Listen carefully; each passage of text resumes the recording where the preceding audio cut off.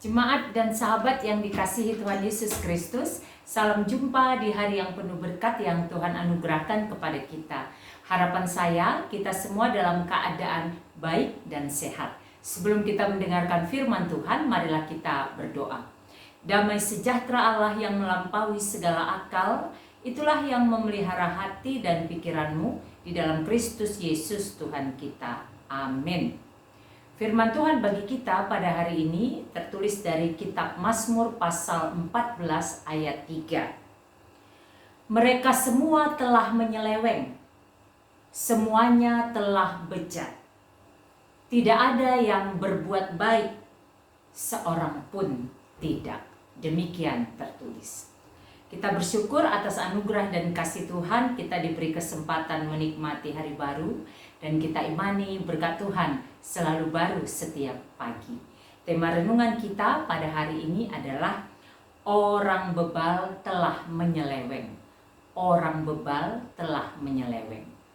Ayat yang kita baca tadi merupakan bagian dari perikop Mazmur pasal 14 secara keseluruhan, yaitu kebebalan manusia.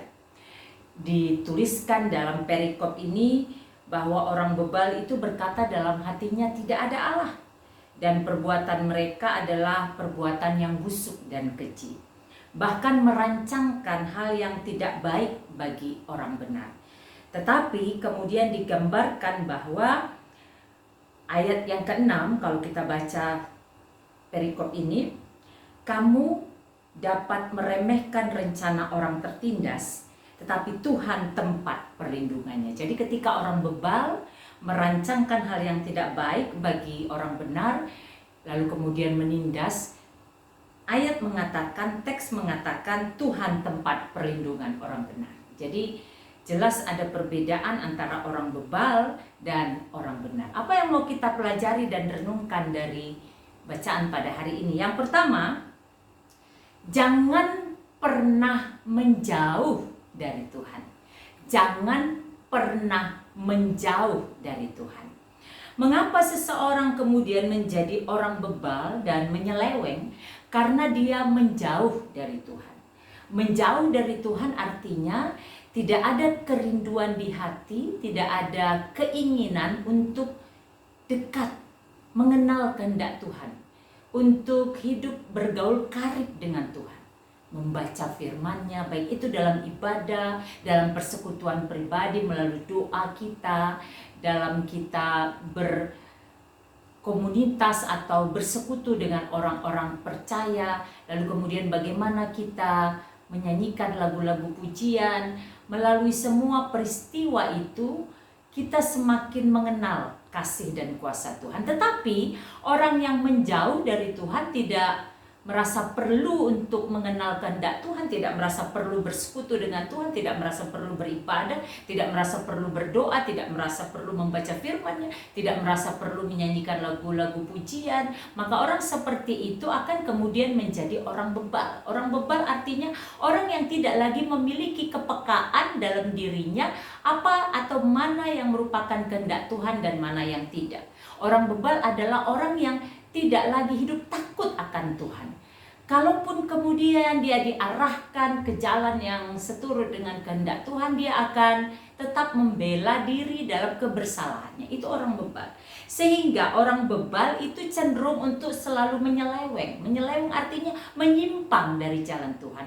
Kalau Tuhan katakan jalan itu harus jalan yang lurus, maka ia mencari jalan yang bengkok. Kalau Tuhan katakan jalan itu harus yang ini, maka dia mencari jalan yang lain. Itulah orang bebal.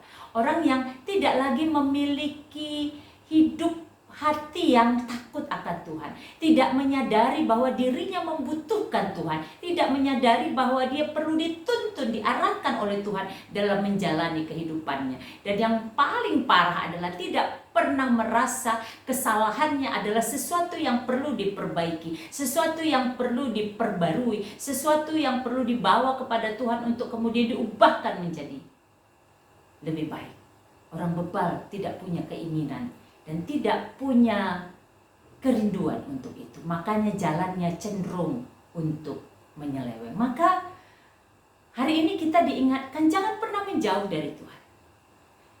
Ketika kita dekat dengan Tuhanlah melalui persekutuan kita, melalui hubungan pribadi kita dengan Tuhan, persekutuan orang percaya, ibadah, doa, dan nyanyian pujian syukur, melalui segala sesuatu itulah kemudian kita memiliki hati yang takut akan Tuhan.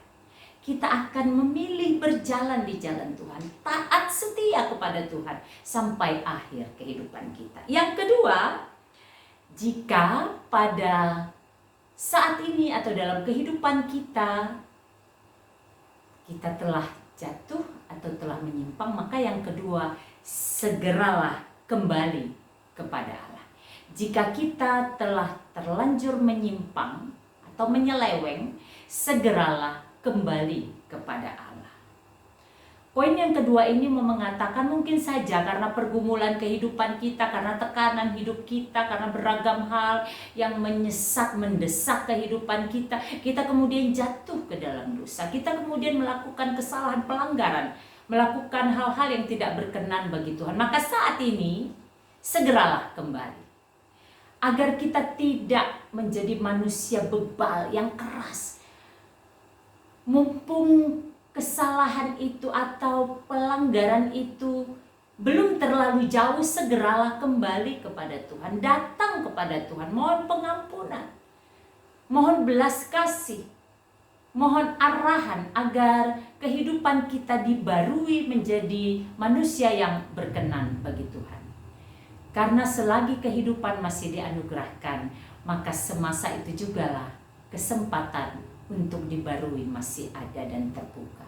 Selalu ada harapan dan kesempatan bagi orang yang mau bertobat, bagi orang yang mau berbalik dari hidup lamanya kepada hidup yang baru, hidup yang tentunya berkenan bagi Tuhan, hidup yang menyenangkan hati Tuhan, sehingga kehidupan kita menjadi kehidupan yang berkenan bagi Tuhan dan menjadi berkat bagi sesama.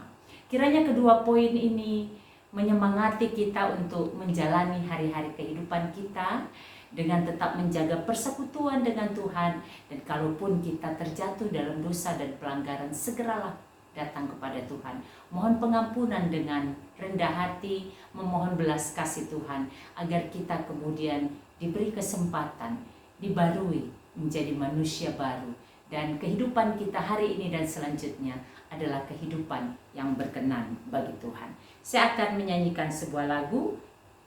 Lagu ini tentunya menjadi berkat bagi kita semua.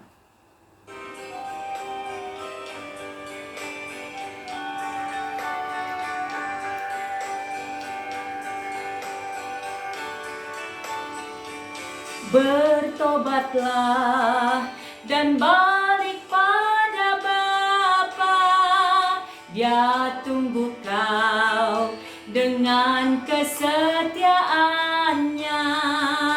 Tuhan siap mengampuni dosamu. Oh, baliklah pada Bapa. Oh, baliklah pada Bapa. Jangan lambat, hai sobatku. Tuhan tunggu kepadamu. Oh, baliklah pada Bapa. Tuhan tunggu kepadamu. Oh, baliklah pada Bapa. Marilah kita berdoa.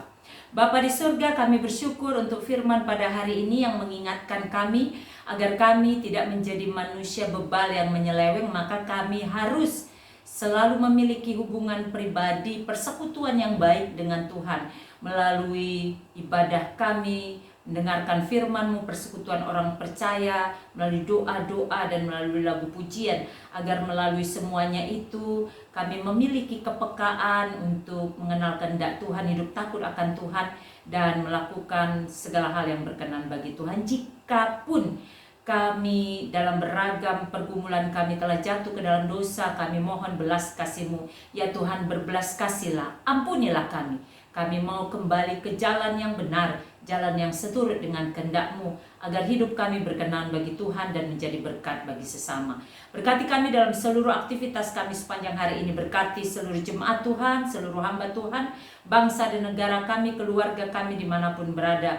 Berkatilah sesama kami yang saat ini mungkin sedang mengalami beragam pergumulan, tekanan, dan kesulitan dalam hidup mereka. Ya Tuhan, berbelas kasihlah.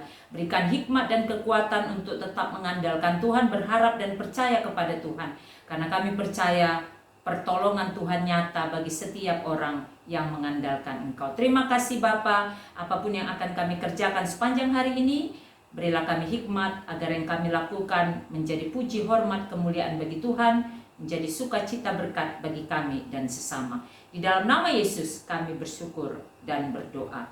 Amin. Selamat beraktivitas, sehat, semangat, dan sukacita senantiasa di dalam penyertaan Tuhan. Tuhan Yesus memberkati.